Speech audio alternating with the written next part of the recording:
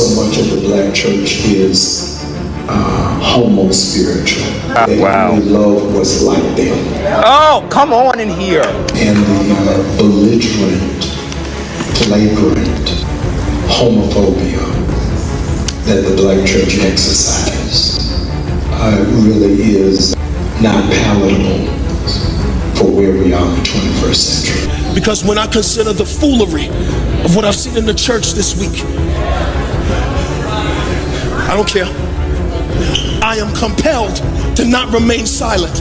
When I see the foolery of what is happening in the American church, especially in the black context, the nonsense that we pastors keep pushing across this pulpit to unsuspecting sheep that don't hold pastors accountable.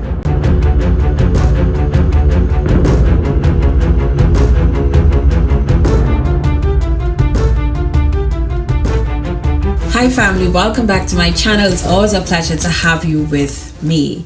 I felt compelled to share this video because after paying attention to what has been going on in the modern church, I believe the Lord would have me address this issue. And so this video is particularly going to address the black church, the black community, the black culture. In the modern church, in the modern black community church, I've seen a development happening where we are now curating our very own Jesus, our own black Jesus. And what do I mean by that? I'm not talking about the Jesus that the Ethiopian Orthodox believe in, the Rastafari black Jesus. I'm talking about a Jesus that is bowing to culture rather than culture bowing to him. So this is part of the problem we have in the modern day Christian world today. We are cheapening salvation to where it means nothing. Anytime you have a church service that's more like Soul Train and people claiming to get saved, but you got saved by a Jesus that you can do hip hop with. The Christ who saved you is a Christ who doesn't require that you come out of the world. We've been trying to merge Christianity and history, but we've been given history a precedence. It's been taking front stage while our foundation, our faith in Jesus Christ, have been taking the background. So after the event at Bishop William Murphy's church, there has been this throwing around of the term, doing it for the culture and presenting Jesus to our culture. This is Atlanta culture. It is. What the assignment of our church, Brad, is to reclaim culture for the cause of Christ. Yes. We can't let the devil have swag and surf. That's right. We can't let the devil have walk it out. I'm an HBCU grad. I'm Greek, so swag surfing is a Negro national anthem. I love it, not in the church. And this is not new. I've heard this term about presenting Jesus to culture when it comes to the black community many times before. The Bible does not make room for ratchetness and righteousness. But black culture does, and hip-hop culture does. It makes room to be ratchet and righteous. Well, forget y'all, we ain't on the same team, because I'm real righteous and relevant. You heard me? That's what I am. I'm not righteous and ratchet. Like, what are y'all talking about? But black culture, I'm not pro-black more than I'm pro-God. I was very, very proud of this young man because he understood that if he has to choose between history and Christianity, Christianity comes first. Living a life of holiness and righteousness does not make us any less black than we are.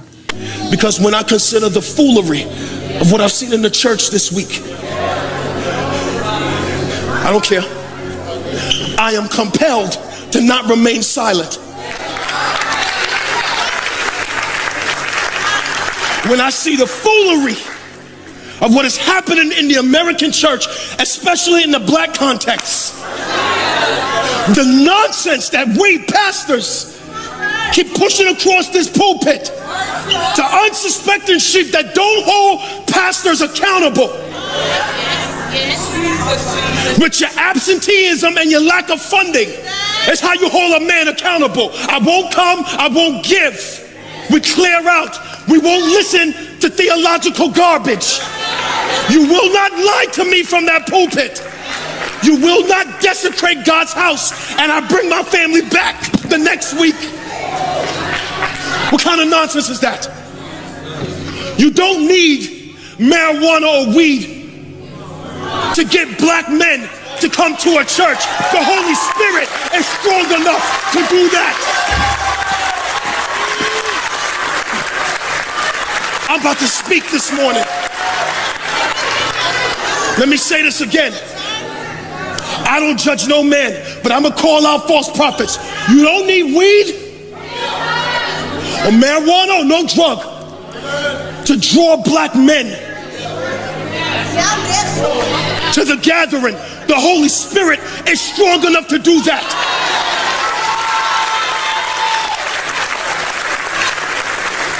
What you trying to say about our black men? That the only way they're gonna come to church is to beguile them with a 20 bag? When I was driving here this morning, I seen a young jitterbug on the street.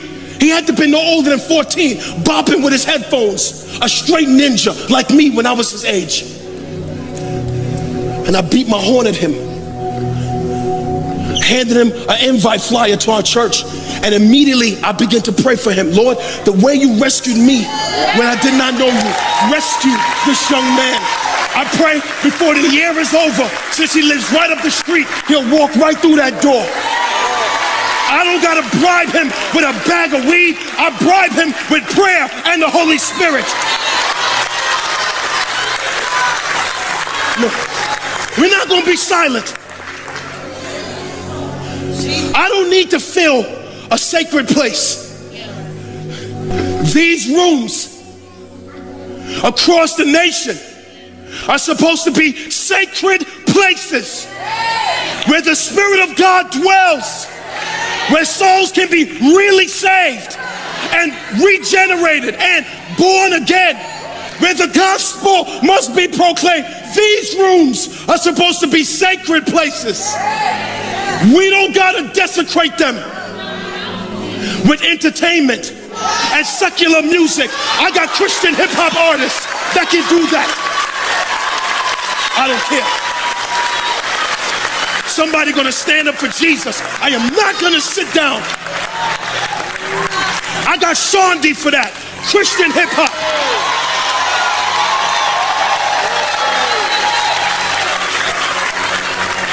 If you don't like it, you can leave now. I got Kiosha for that. Christian hip-hop. We don't need to desecrate these sacred rooms with entertainment.